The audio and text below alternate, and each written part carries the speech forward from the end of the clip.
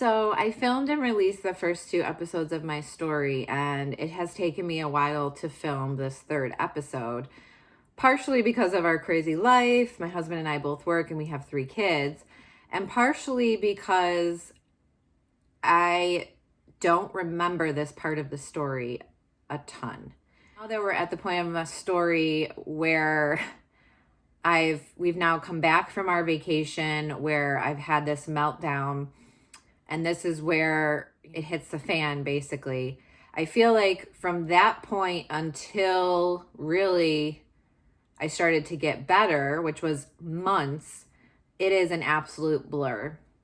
And I think part of that is because this is when my depression was the absolute worst. And I feel like my whole life was in a fog.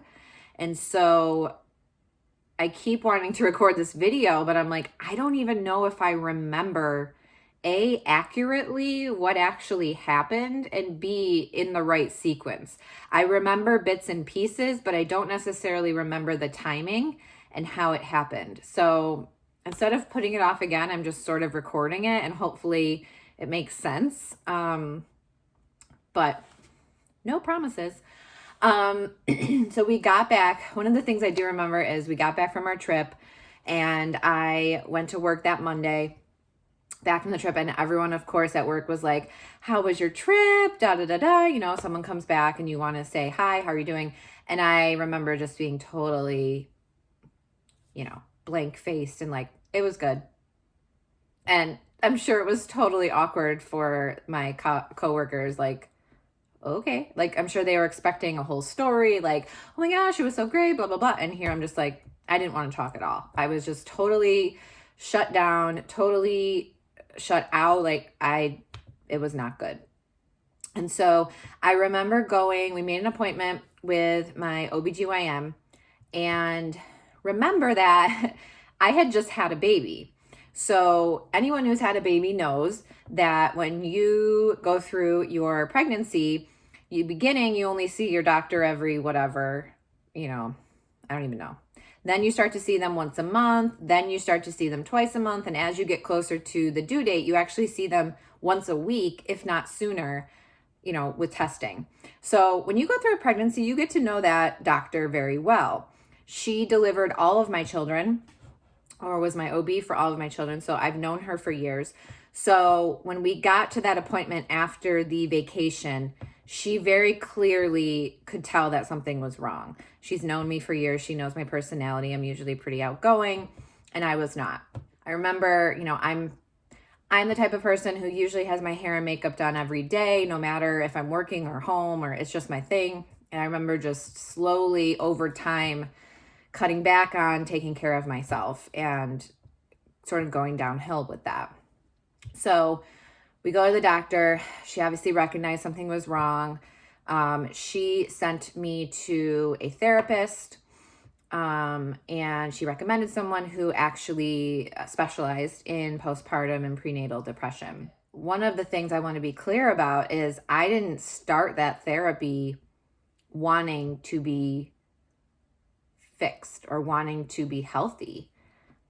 I mean, I went because I knew there was no other choice, as far as like, I knew there was a problem, and I knew that it was right to go to a doctor and a therapist. But as we started to meet with her, and again, the timeline is very skewed for me, I'm not clear. As I started to talk to her, and my husband was in a couple of the sessions, she would tell me, this is what you need to do, or this is what, we need to get you some other help. And I would be like, I don't really want help. I would still go to work. I never really missed work. But I was a complete zombie at work. I was still doing jewelry shows, but I sort of treated those like being on stage. I'm sure my customers who've been with me for years could tell that something was up, but I was also pregnant. So there's hormones. But I would sort of be in this super depressive state, but I could turn it on. Like, I could turn myself on for a short period of time. So if I was driving there were many times I had jewelry parties where I'd be driving there crying, clean myself up in the driveway, go into this person's house, turn it on, and do my jewelry show, get back in the car, and cry all the way home. I literally cried all the time. It just progressed. And I remember, there were talks of medication early on, and I was 100% against it. Because there's a lot of reasons.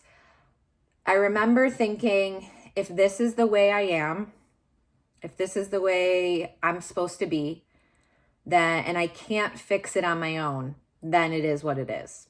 That if I need medication to make me better, then I shouldn't need medication to live a happy and healthy life. So if I do, screw it.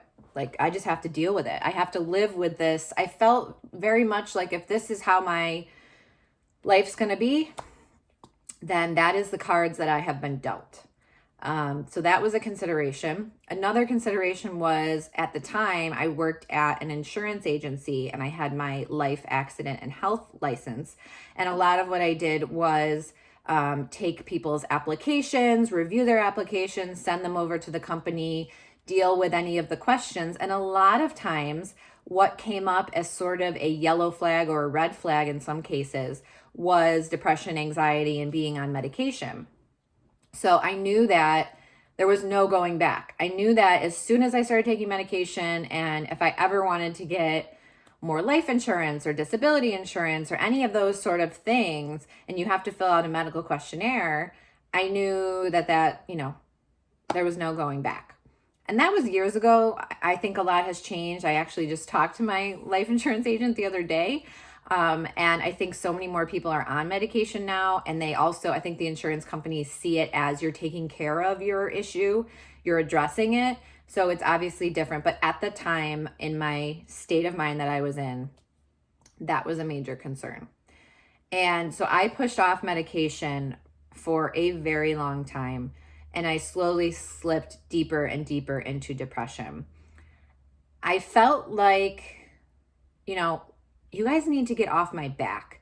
I feel like crap, but I'm doing what I need to be doing. I'm taking care of my family. I was still making dinners. I was still doing jewelry shows. I was still working full time. I wasn't the type of depressive where I didn't handle it in the way where I just said, screw you all, and laid in bed all day. Now, it did get progressively worse, where there were many times I would come home from work, make dinner, and then lay down and be like, don't bother me. Or I remember weekends where I would lay down and not want to be bothered. So it definitely got to that point. But for a while, I was like, you know what? My husband, God bless him, my mother-in-law, they would say, Jackie, you need to get help, Jackie. And I would say, you know what? You guys are get off my back. I am dealing with a lot, and I am doing my responsibilities. I'm cleaning the house. I am, making dinner. I'm doing whatever I need to be doing. And if I want to be sad when I want to be sad, just leave me alone. I was very, again, timeline. I'm so confused on the timeline. I'm really not clear. I mean, we got back from our trip in April. Our son was due in September, and I don't think I went on medication until June. Before I went on medication, it was almost like, you've hit this rock bottom on vacation, but that wasn't your rock. You thought that was your rock bottom, but it really wasn't. I remember being completely disengaged from my family. My husband, who I've just over and over raved of how he handled the situation. I would like to think that I would have handled, if the tables were turned, that I would stick by his side and just completely be there, in sickness and health. But if I'm being completely honest, if he had spoken to me the way I had spoken to him, I don't know if I would be that strong. I would tell him, I'm a lost cause. You should just divorce me. I have nothing to give you or the kids. I have no value. I'm an absolute failure. You need to just take the kids and go. When we have this baby, I want nothing to do with this baby. And my husband always wanted kids. He's such a big kids person. I remember just being like, here you are. Here's your kids, and leave me, leave me for dead pretty much. It was bad. And I don't remember when, but there was one weekend where I was really, really bad. And I just wanted to be left alone. I just remember over and over so many times saying, leave me alone. Like, let me sleep. I don't want to eat. Like, just leave me the F alone. And there was one time when I don't think he knew what else to do. And he called our local crisis services. And he didn't tell me that he did. I don't think he knew what was going to happen.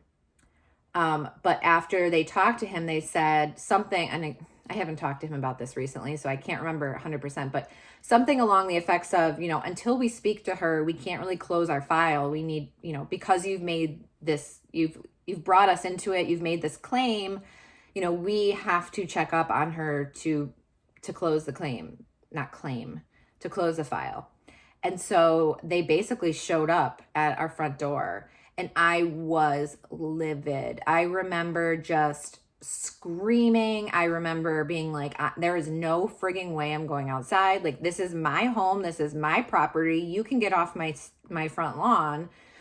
And my poor husband was like, I'm sorry. I didn't realize they were literally going to show up. Like, I just needed help. And again, I don't even know how he dealt with it. And I remember my mom coming. And then the only way they would basically leave me alone was to talk on the phone while they were out. Like, they called me from outside. I don't even remember what I said, but somehow I'm not going to make it up. I don't remember. But that was another low where he was so worried and had no idea what to do. And so one of the things that's hard for me, but I do want to share, if you're someone who's being the support person for someone who's going through this, is that yes, you can be there, and yes, you should let them know that you're there and you're supportive, but all you can do is be there. There's unfortunately nothing my husband could have done to make me better. And I want you to hear that if you're someone who has lost someone to depression or anxiety. If they have taken their own life, there is absolutely nothing you could have done. Because in my lowest low, I had the most supportive people around me, from doctors and therapists to my mom, to my husband. And there was absolutely nothing they can do. In fact, at some points, the more supportive they were, the more that they would try to help me, the more I would get angry and push them away. I always say that I was never suicidal, meaning I did not picture myself taking my own life. I did not plan taking my own life. However, in the years since that, I saw a graphic actually maybe 6 months ago. And it was a circle, and it said like the types of suicidal thoughts, or the stages of suicidal thoughts.